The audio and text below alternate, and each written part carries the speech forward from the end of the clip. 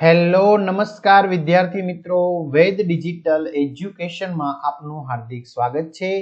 આજે આપણે ધોરણ 9 વિષય વિજ્ઞાનમાં દ્વિતીય સામયિક પરીક્ષા 2026 નું 100% ટાઈપિંગ સાથે સંપૂર્ણ પેપરનું સોલ્યુશન જોવાના છીએ। તો ખાસ વિદ્યાર્થી મિત્રો, ચેનલમાં પ્રથમ વખત હોય તો ચેનલ સબસ્ક્રાઇબ ન કરી હોય તો સબસ્ક્રાઇબ કરી બાજુમાં આવેલા બેલ આઇકનને પ્રેસ કરો, જેથી તમને અવનવા વિડીયોની માહિતી નોટિફિકેશન મળી શકે। વિડીયો લાઈક કરો, તમારા મિત્રો દોસ્તોને શેર કરો। તો વાત કરીએ આપણે દ્વિતીય સામયિક પરીક્ષા ધોરણ 9 વિષય વિજ્ઞાન, આપણું 50 ગુણનું પેપર છે, જેમાં પ્રથમ પરીક્ષાનો જે અભ્યાસક્રમ છે એમાંથી પણ આપણે પૂછાવાનું છે અને નવા માળખા પ્રમાણે એટલે કે નવા અભ્યાસક્રમ પ્રમાણે પણ પૂછાવાનું છે, જે આપણે દિવાળી પછીના પાઠ ચાલ્યા છે ને એ બરાબર। તો આપણે વિદ્યાર્થી મિત્રો 50 માંથી 50 વિજ્ઞાનમાં મેળવવા એકદમ સરળ છે। તો ચાલો આપણે જોઈએ વિભાગ એ। सूचना मुजब काम करो तो साचो विकल्प पसंद करो। तो कई पेशी में लिग्निन नु स्थूलन जोवा मळे छे? तो आवशे दृढ़ोतक। सपाटी पर लागतु बळ अचळ राखी दबाण बमणुं करवुं होय तो ते सपाटीनुं क्षेत्रफळ केटલું કરવું પડે? અડધું। નીચે પૈકી કયું તત્વ ગુરુ પોષક તત્વ નથી? ઝીંક। ખરા ખોટા? દરેક દ્રવ્ય ચોક્કસ આકાર ધરાવે છે, ખરું। રેખિત સ્નાયુ તંતુઓ ત્રાકાકાર એકકોષી ચપટા અને છેડેથી સાંકડા હોય છે, ખોટું। तो मित्रों आमा रेखित स्नायु तंतुओ ની જગ્યાએ આ જે ત્રાકાકાર એકકોષી ચપટા અને છેડેથી સાંકડા હોય એ કયા સ્નાયુ તંતુઓ હોય? બરાબર, એનો જવાબ તમારે મને કમેન્ટ કરવાનો છે। ધ્રુવ પ્રદેશ કરતા વિષુવવૃત્ત પર પદાર્થનું વજન પ્રમાણમાં વધારે થાય છે, તો ખોટું, કારણ કે ધ્રુવ પ્રદેશ પર જીનું મૂલ્ય વધુ છે એટલે ત્યાં વજન વધુ થાય। વિષુવવૃત્ત પર જીનું મૂલ્ય ઓછું છે તો ત્યાં વજન ઓછું થાય। ઘણા બધા વિદ્યાર્થી મિત્રોની કમેન્ટ આવે છે કે સર અમારે દ્વિતીય પરીક્ષાના આઈએમપી પ્રશ્નપત્રો જોઈએ છે, જે અત્યાર સુધીનો અભ્યાસક્રમ છે પ્રમાણેના। તો મિત્રો 30 થી પણ વધુ પ્રશ્નપત્રો આપણે કમ્પ્લીટ કરેલા છે। હજી મોટા ભાગના વિદ્યાર્થી મિત્રોનો પ્રશ્ન છે ગણિત અને વિજ્ઞાનનો। તો ભાઈ એના ગણિત અને વિજ્ઞાનના સંપૂર્ણ વિડીયો લેક્ચર કલ્પેશ કોલડિયા, કલ્પેશ વિરેડિયાના છે, તો મેળવી લો। તમારું ગણિત વિજ્ઞાન એકદમ ઈઝી થઈ જશે। ખાલી માત્ર વિજ્ઞાન જોતું તો વિજ્ઞાન, ગણિત જોતું ગણિત, ઓકે। તો બધું આપણી વેદ ડિજિટલ એજ્યુકેશન નામની એપ્લિકેશનમાંથી મળશે। આ સિવાય સામાજિક વિજ્ઞાન, ઇંગ્લિશ, ગુજરાતી, આ બધાના સરસ મજાના પાઠની સમજૂતી, સ્વાધ્યાય ને બધું આપણી એપ્લિકેશનમાં તમે એકવાર જશો એટલે મળી જશે। તો ગૂગલ પ્લે સ્ટોર કે જ્યાંથી આપણી ગેમ ડાઉનલોડ કરીએ ત્યાં જઈને વેદ ડિજિટલ એજ્યુકેશન નામની એપ્લિકેશન ડાઉનલોડ કરો। ઓપન કરશો એટલે આ પેજ ખુલે, જેમાં તમારા પોતાના મોબાઈલ નંબર નાખો, સેન્ડ ઓટીપી કરો। 4 આંકડાનો ઓટીપી નાખશો એટલે પેડ કોર્સમાં જુદા જુદા પેડ પ્લાનની પીડીએફ એમાં ધોરણ 9 માં જઈ તમે મેળવી શકશો। એક્ઝામ પેપરમાં પેપરો 3 થી 12 માં 3 થી 12 ના વિડીયો મટીરીયલ બધું તમારું ધોરણ પસંદ કરી વિષય પ્રમાણે તમે પાઠવાઇઝ વિડીયો પણ નિહાળી શકશો। તો ચાલો વિદ્યાર્થી મિત્રો આગળ વધીએ। ઘનની સરખામણીમાં પ્રવાહીનો પ્રસરણ દર વધારે હોય છે।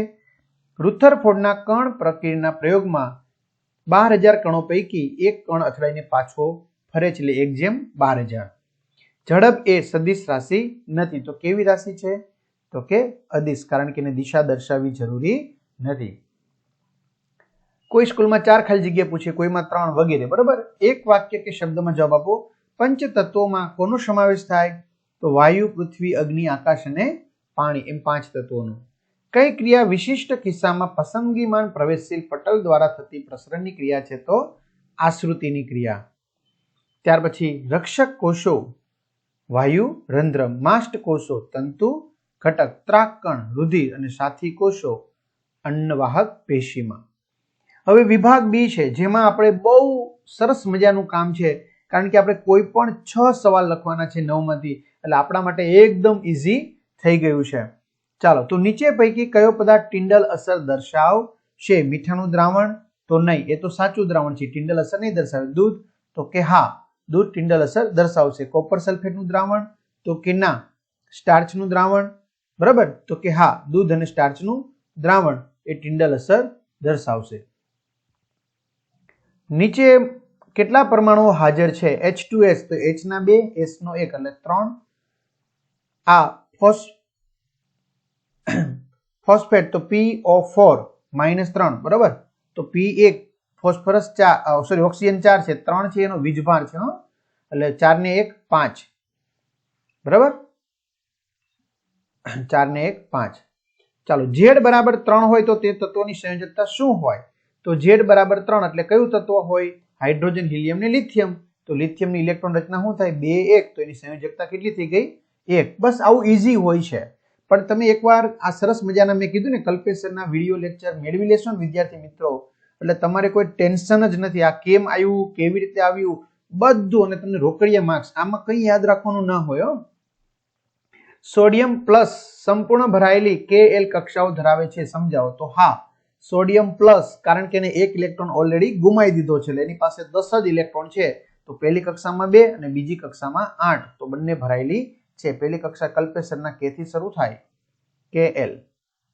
ચાલો, નિયમિત વર્તુળમય ગતિ કરતો પદાર્થ પ્રવેગી ગતિ કરે છે, કારણ કે એની વેગ બદલાય છે. વેગ ક્યારે બદલાય? તો દિશા બદલાય તો પણ વેગ બદલાય. ઝડપ અચળ છે, પણ દિશા બદલાય છે એટલે વેગ બદલાય છે.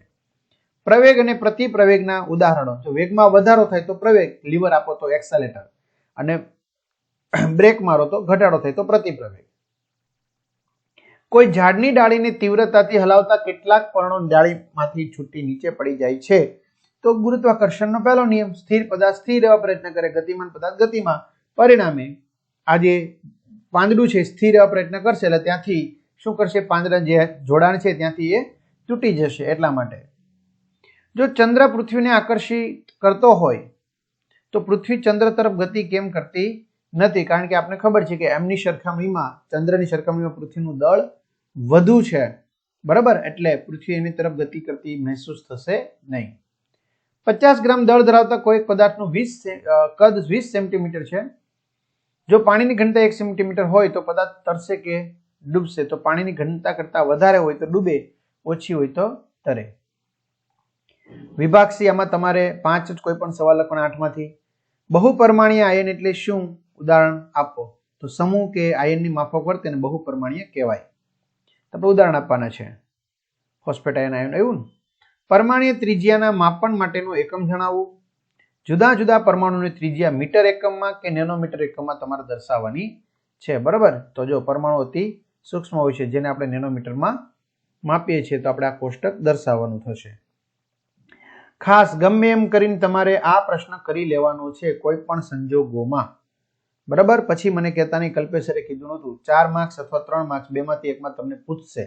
ફાઇનલ છે, પૂછશે 100% પૂછશે, બરાબર? એટલે કરી લેજો. હાલો, પછી કહેશો નહીં કોમેન્ટ કરીને. રુથરફોર્ડનો પ્રયોગ ટૂંકમાં વર્ણવી, આ પ્રયોગ અવલોકન જણાવો. તમે મેં કીધું વિડીયો કલ્પેશરના લઈ લો ને, એટલે લગભગ બધું તમારા પ્રશ્ન ડાઉટ છે ને બધા સોલ્વ થઈ જશે. કારણ કે આ મિત્રો મેં એટલા માટે જ વિડીયો ઉતાર્યા છે, મોટા ભાગના વિદ્યાર્થી મિત્રોને અઘરું લાગે છે, બરાબર? સોનાના વરખવાળો પ્રયોગ, અને આખું 9મું વિજ્ઞાન જ અઘરું લાગે છે એટલા માટે. અથવા તેના ફલિતાર્થ પૂછે, ટૂંકમાં એ પ્રયોગ આખો કરી લેવાનો છે. તત્વોની સંયોજકતા કેવી રીતે નક્કી કરી શકાય છે, ઉદાહરણ આપીને સમજાવો. ત્યાર પછી વનસ્પતિમાં આધારો તક કાર્ય કરતી સરળ સ્થાયી પેશી વર્ણવો. વનસ્પતિઓમાં નમ્યતાનું લક્ષણ આપતી સ્થાયી પેશી વર્ણવો અથવા વર્ધમાન પેશી. દબાણ એટલે શું એનું સૂત્ર લખો. દબાણ સદિશ રાશિ છે કે અદિશ. ત્યાર પછી સેન્દ્રિય ખાતર વિશે સમજ આપી, એના લાભાલાભ જણાવો અને ખાતરના પ્રકાર છે એ જણાવો, બરાબર? કમ્પોસ્ટ ખાતર, સેન્દ્રિય ખાતરના લાભ ગેરલાભ, બરાબર? ત્યાર પછી આવશે વિભાગ ડી. કોઈ પણ સંજોગોમાં 30 નંબરનો સવાલ કરી લેવાનો છે. 4 ગુણના કોઈ પણ 2 લખવાના છે 3 માંથી, બરાબર? 30 નંબરનો સવાલ હશે 3 ગુણ અથવા 4 ગુણ, બરાબર? 2 તમને મેં કહી દીધા છે, એટલે 6 થી 8 ગુણનું મેં તમને ફિક્સ કહી દીધું છે. એટલે આપણે 50 માંથી એવરેજ 16 આવી જાય તો બી પાસ થઈ જતા હોય છે, બરાબર? કારણ કે 100 માંથી 33 હોય એટલે આપણે 16.25 જેવું લાવવું પડે, એટલે આપણે 16 બી પાસ કરી દે છે, બરાબર? એટલે 2 સવાલ કરી નાખો એટલે 6 થી 8 ગુણ તો ઈ થઈ ગયા. પછી હેતુલક્ષી જે તમે કરો તે. ગુરુત્વાકર્ષણનો સાર્વત્રિક નિયમ સમજાવો, તેનું ગાણિતિક સ્વરૂપ મેળવો અને કોઈ પણ 2 ઘટના ઉદાહરણ આપી સમજાવો. ક્લિયર? ત્યાર પછી આપણે આગળ વધીએ વિદ્યાર્થી મિત્રો. દાખલો છે, કોઈ એક પથ્થરને 100 મીટર ઊંચા ટાવરની ટોચ પરથી પડતો મૂકવામાં આવે છે. તે સમયે બીજા પથ્થરને જમીન પરથી 25 મીટર પ્રતિ સેકન્ડના વેગથી ઉર્ધ્વ દિશામાં ફેંકવામાં આવે છે. તો બંને પથ્થર ક્યારે અને ક્યાં એકબીજાને મળશે, બરાબર? તો અહીંયા આપણે આ આકૃતિ દ્વારા સમજાવ્યું છે. પણ તમને સમ્સ ન આવડે તો તમે છોડી દેશો તો પણ તમને એક મળશે. જો જાત સુધારણા કરવામાં આવે છે, કયા કારકો કે પરિબળો માટે તેમાંથી 5-6 આપણે લખી શકાય. વધુ ઉત્પાદન, ગુણવત્તામાં સુધારો, જૈવિક અજૈવિક પ્રતિરોધકતા, પરિપક્વન સમયમાં ફેરફાર, વ્યાપક અનુકૂળતા, ઇચ્છિત કૃષિ વિષયક લક્ષણો. બરાબર. છતાં બી આપણે બી, સી અને ડી ના આઈએમપી પેપરો પ્રશ્નો મૂકેલા છે કે જે તમે વ્યવસ્થિત કરશો એટલે લગભગ તમારું ક્લિયર થઈ જશે. બરાબર. તો બધાને સારા માર્ક્સ પ્રાપ્ત થાય, 50માંથી 50 એવી તમારી તૈયારી હોય તો આવા પેપર સેટ મેળવી લેવા, એટલે તમને તૈયારીમાં પણ સારું રહેશે. બરાબર. તો બધાને બેસ્ટ ઓફ લક. અસ્તુ. જય હિન્દ, જય ભારત.